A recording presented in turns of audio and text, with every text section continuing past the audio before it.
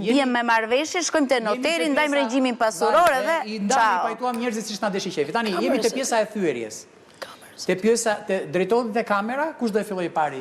Albano ti e për këtë. Çfarë ishte kjo pjesa e thyerjes? Është këshilla, një këshill 1 minutë për një gjë tjetër, mund mos ketë lidhje me divorcin. Do të thojë një diçka që ne u fokusuam shumë tek pjesa emocionale e çiftit dhe harruam atë që Ornella e tha pak më parë, harruam fëmijën.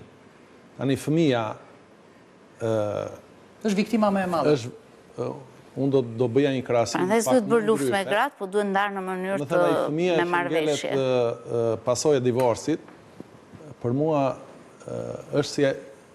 fëmia është si ai misili që ngelet në fushë betejë mbasi të dy ushtrit janë larguar nga fushë beteja.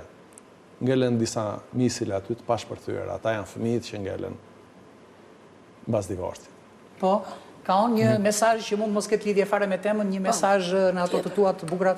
Po, unë mendoj që nuk e di është për ne si shqiptar apo në përgjithësi për shoqëri si kjo jona që kemi kaluar një të kaluar komuniste, kemi një pritje nga institucionet, kemi pritje nga shteti për shumë gjëra, kemi një pritje nga arsimimi në kuptimin e marrjes informacionit. Ajo që unë mendoj se ka nevojë shoqëria shqiptare, ka nevojë individi, po ka nevojë edhe grupi shoqëror, është për të punuar mbi ndërgjegjen, pra për të punuar në mënyrë vetjake, për të ngacmuar atë që është e brendshme, e moralshme, shpirtërore, dhe të kemi më pak pritje, jo se s'ka vend për protesta, jo se s'ka vend për të pritur nga institucioni, jo se s'ka vend për të pritur nga qeverit, por nuk do t'i zgjidhi shumicën e problemeve, kjo lloj qasje do t'i zgjidhi e brendshmja puna me ndërgjegjen personale dhe kolektive. Po, Val?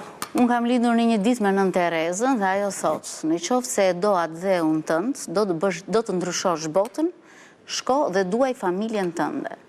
Dhe është dhe një shprehje tjetër që është edhe në Kur'an dhe në Bibël në 2 forma të ndryshme, po në thelb të njëjta, që thotë, nëse do të shkatërrosh një kom, shkatërroj familjen. Po. Ta kisha qef ta thoshe njerë me seks, hap ta zifare, bam, balli.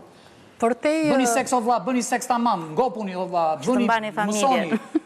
Mësoni o vlla se këto kujtojnë se është me qindkate. Por edhe seksi që duket si gjëja më e thjeshtë e botës, ka 100 kate, kupton? Është më lart se Gradacela, më lart në Tiranë. Të lutem, a mund ta shtoj një gjë? Çfarë të shpjegosh? Të lutem kamera, mos bëni luftë, bëni dashuri. Bota ka bërë kode vlla. Indianët kanë bërë kode, japonezët kanë bërë kode, francezët kanë kode. A mund ta përsëris? Ju lutem, mos bëni luftë, bëni dashuri. Të keqen, iku Vietnami, po?